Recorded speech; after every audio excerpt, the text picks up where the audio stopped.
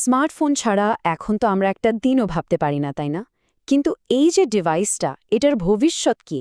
চলুন আজ এই ব্যাপারটাই একটু তলিয়ে দেখা যাক। একটা সময় ছিল যখন ফোন মানেই ছিল শুধু কথা বলা, তাই তো? কিন্তু দেখুন প্রযুক্তির কি কামাল।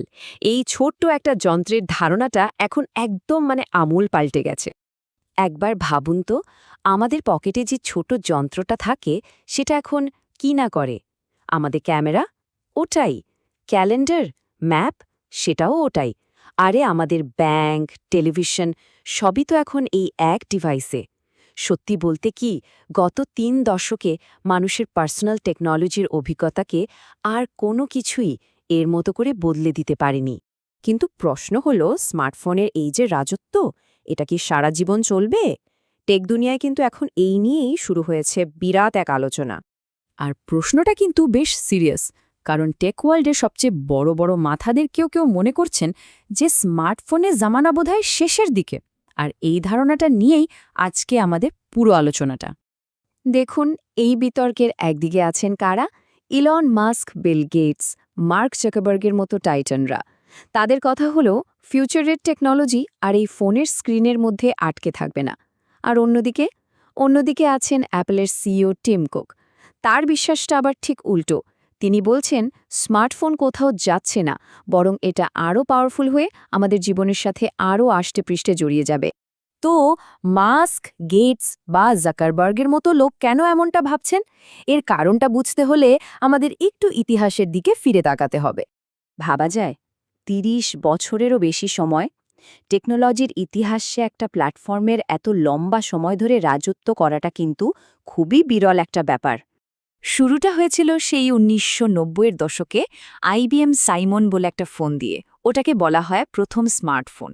আর তখন থেকে আজ পর্যন্ত প্রায় ৩ দশক ধরে আমরা কিন্তু মোটামুটি একই ধরনের একটা ডিভাইসই ব্যবহার করে আসছি। হ্যাঁ, এটা সময়ের সাথে সাথে অনেক উন্নত হয়েছে, কিন্তু মূল ধারণাটা তো একই। আর এখানেই একটা দারুণ কনসেপ্ট চলে আসে, যেটাকে বলা হয় টেকনোলজিক্যাল সাকসেশন, প্রযুক্তিগত উত্তরাধিকার। ইতিহাস ঘাটলে দেখা যায়, যখনই কোনো একটা টেকনোলজি একদম টপে পৌঁছে যায় আর অনেক দিন ধরে রাজত্ব করে, তখন তাকে হুটিয়ে নতুন কেউ চলে আসে। ব্যাপারটা অনেকটা পুরনো রাজার পর নতুন রাজার সিংহাসনে বসার মতো। এটা কিন্তু কোনো জ্যোতিষীর ভবিষ্যৎবাণী নয়, এটা হলো ইতিহাসের প্যাটার্ন। কিন্তু সবাই যে ইতিহাসের এই ধারা মেনে নিচ্ছেন তা কিন্তু নয়। বিশেষ করে যে কোম্পানিটা এই স্মার্টফোন বিপ্লবের একেবারে সেন্টারে, তাদের চিন্তাভাবনাটা কিন্তু একটু অন্যরকম। অ্যাপেলের সিইও টিম কুক কি বলছেন? তিনি বলছেন স্মার্টফোন হারিয়ে যাবে না, বরং এর ইভলিউশন হবে, বিবর্তন ঘটবে। অ্যাপেলের ভাবনাটা হলো স্মার্টফোনই হবে ভবিষ্যতের সব নতুন প্রযুক্তির হাব বা কেন্দ্র। হ্যাঁ, হয়তো এর চেহারা বদলাবে, আরও শক্তিশালী হবে, কিন্তু মূল অস্তিত্বটা থেকেই যাবে। তাহলে ব্যাপারটা কি দাঁড়ালো? একদিকে বলা হচ্ছে স্মার্টফোনের যুগ শেষ, আরেকদিকে বলা হচ্ছে না, এর শুধু রূপ বদলাবে। তবে দুটো যুক্তির মধ্যে একটা জিনিস কিন্তু কমন, সেটা হলো পরিবর্তন আসছেই। আজ সবচেয়ে ইন্টারেস্টিং ব্যাপার কি জানেন? যারা বলছেন স্মার্টফোনের দিন শেষ, মাস্ক, গেটস বা জাকারবার্গ, তারা নিজেরাই কিন্তু একমত হতে পারছেন না যে এরপরে ঠিক কি আসবে। এই যে কথাটা এখানে বলা হয়েছে, এটা খুব সুন্দরভাবে ব্যাপারটা বুঝিয়ে দেয়। ভবিষ্যৎ নিয়ে তাদের নিজেদের মধ্যে ৩ রকম কল্পনা। সব মিলিয়ে এই পুরো আলোচনাটা আমাদের একটা দারুণ প্রশ্নের সামনে এনে দাঁড় করায়। আচ্ছা, স্মার্টফোনের এই যে স্ক্রিন, এর বাইরে আমাদের পার্সোনাল টেকনোলজির ভবিষ্যৎটা দেখতে ঠিক কেমন হবে?